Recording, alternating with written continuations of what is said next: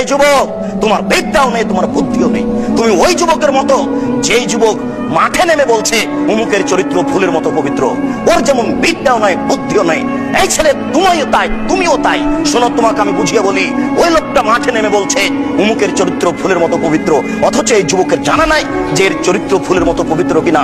এই যুবক, তুমি মাঠে নেমে যে কথা বলছো, তুমি জানো বিচারের মাঠে তোমার মন্ত্রী এমপি কে আল্লাহ বলবেন, ও মন্ত্রী সাহেব, ওই যে টিনটা একটু কাঁধে নাও, টিন, ওই যে গমের বস্তাটা নেও, নিয়ে হাঁটো। আল্লাহ রাসূল বলছেন যে উট যদি হয় এটা, তাহলে উটের শব্দ করবে।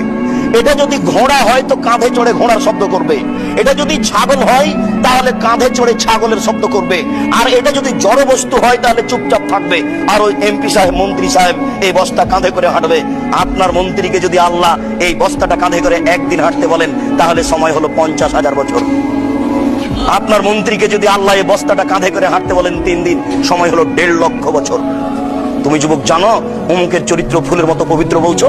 এসব জাতি, এসব জনগণ, এরা দেশকে লুটে খাচ্ছে, আর তুমি বলছো অমুকের চরিত্র ফুলের মতো পবিত্র। মানে এই যুবক, তোমাকে বলতে এসেছি, তুমি কি করে তার বক্তব্য শুনতে যাও, তাকে দাওয়াত দিতে যাও? তার সাথে আমার আল্লাহতে গন্ডগোল, ওই হুজুরের সাথে আমার আল্লাহতে গন্ডগোল। তোমার হুজুরের আল্লাহ সব জায়গাতে থাকেন, আমার আল্লাহ সব তোমাকে